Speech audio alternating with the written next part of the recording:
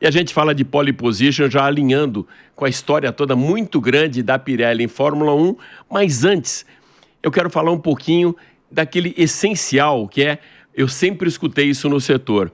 O pneu, o Emerson Fittipaldi uma vez falou para mim da importância dos pneus, não só para carro de rua, né, mas para motorsports, que é exatamente o único contato que aqueles milhões de dólares de investimento que fica acima do solo tem com o solo. É isso, né, Fábio? É isso, né? No fundo, é isso que acontece, né? E a Pirelli parte do princípio de que esse pneu não pode ser um limitante para o carro, né? Se o carro tem toda essa potência para entregar, o pneu vai ter que cumprir com esse papel. Tá certo. Mariano, para alinhar todo o nosso DNA de ligados na tomada, eu já quero começar tirando uma dúvida que é de muita gente também, me perguntam isso, e eu não tenho essa mesma base para poder responder. O pneu do carro eletrificado, ele é diferente? Ele tem um composto diferente? Tem características diferentes? Sim, o carro elétrico, o carro eletrificado, ele tem algumas características que diferem esse carro de um carro normal, né, de motor a combustão.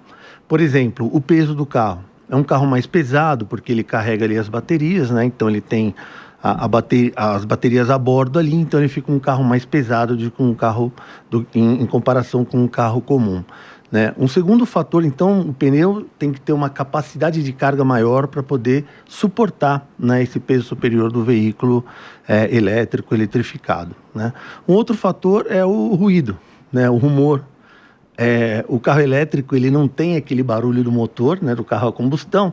Então, todas as outras peças do carro que são emissoras de ruído, o motorista passa a... vai evidenciar mais, né? Sem dúvida, ele passa a escutar, né? Muitos desses ruídos hoje são encobertos pelo ruído do motor do carro a combustão.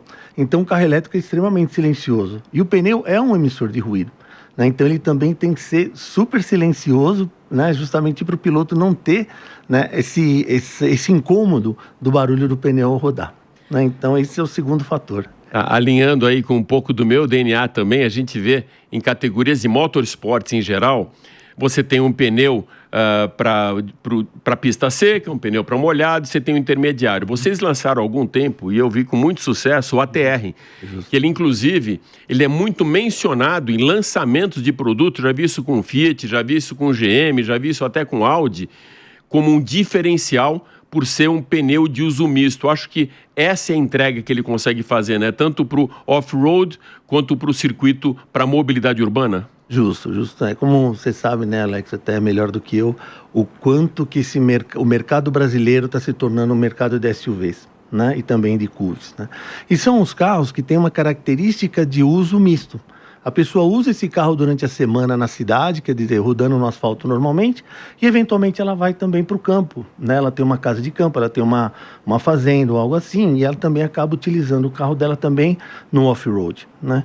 Então, o pneu ele vai ter que atender, né, a essas duas aplicações, né? Quando ele estiver usando o carro na cidade, o pneu tem que ser bom no asfalto. Quando ele estiver usando o pneu no off-road, o pneu tem que ser bom no off-road. Como você resolve isso? Fazendo um pneu misto, que é o caso do ATR, né? Que é um pneu que a gente chama 50-50, 50% on-road, 50% off-road.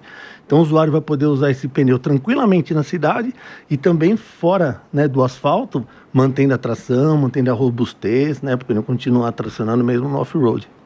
Fábio, a gente percebeu nos últimos 2, 3 anos a chegada, um impacto muito grande, não vou falar nem só da eletrificação, mas chegada de players da China, do Oriente aqui para o nosso mercado, com carros de diversas marcas que a gente nem sabia que elas existiam lá fora. E acabou mexendo muito com o mercado e mudando até os protocolos, não só de lançamento de produto, e como preços também. Ou seja, a concorrência aumentou muito. Eu lembro, faz mais ou menos uns 15 anos que a gente conversou a primeira vez, falando da chegada de pneus também que vinham da Índia, que vinham da China, que vinham do Oriente.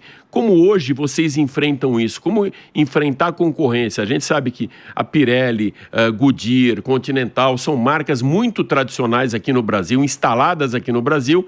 Aí vem essa chegada de fora dos orientais e muitas vezes até com um custo mais baixo. Qual a estratégia para enfrentar esse tsunami que veio também há 15 anos atrás? Então, na verdade é você ter um produto adequado para o seu mercado, para o mercado brasileiro, né?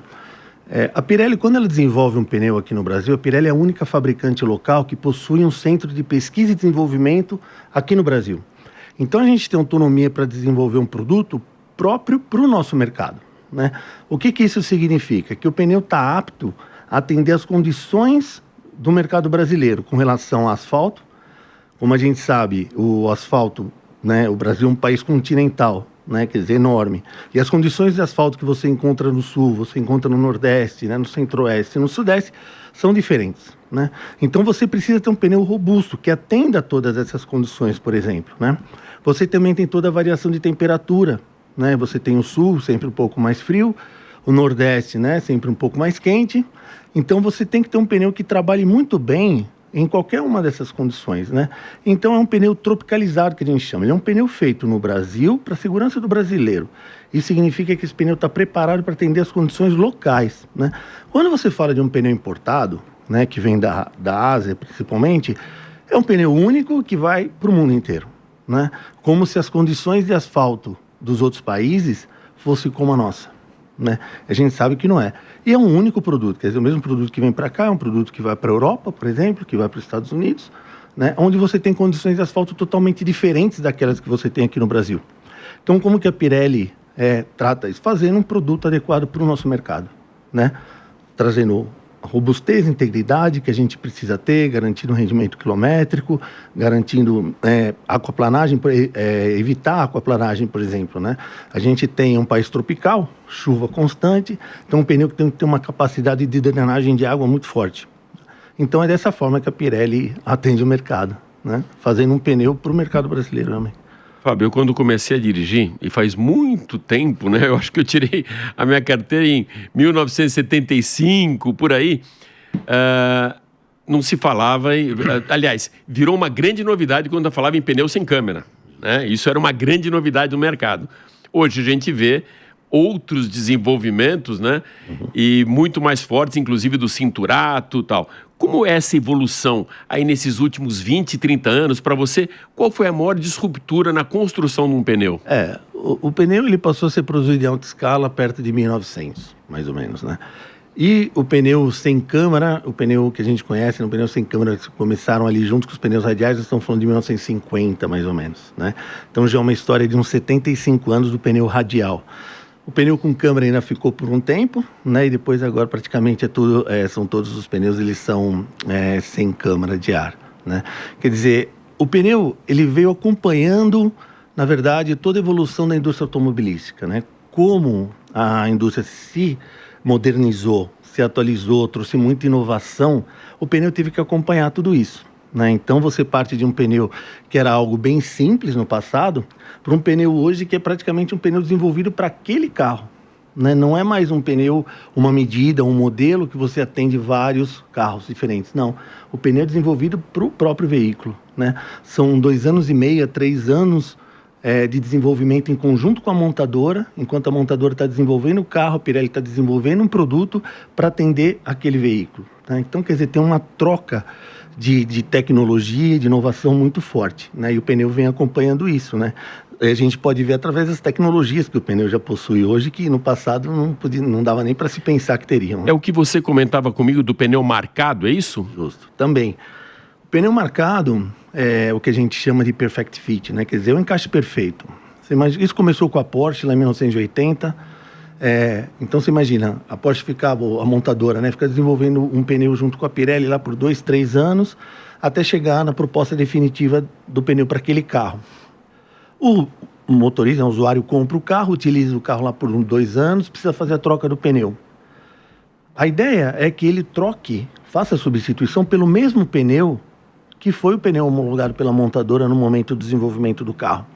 E como você pode garantir isso? Colocando uma marca no pneu, né? Então a própria montadora passou a pedir, olha, marca no pneu a marcação que eu estou te pedindo, porque assim o usuário do meu carro, no momento da substituição do pneu, ele pode comprar exatamente esse pneu que vocês desenvolveram para mim e para o meu carro, né? Isso começou com a Porsche lá em 1980 e hoje praticamente todas as montadoras, principalmente Premium, Prestige, todas elas têm marcação. Então Ferrari, Lamborghini, Audi, Mercedes, todas elas hoje a Jeep inclusive agora, né? Ela passou a ter a marcação no pneu, que você consegue identificar que foi o pneu desenvolvido especificamente para aquele carro.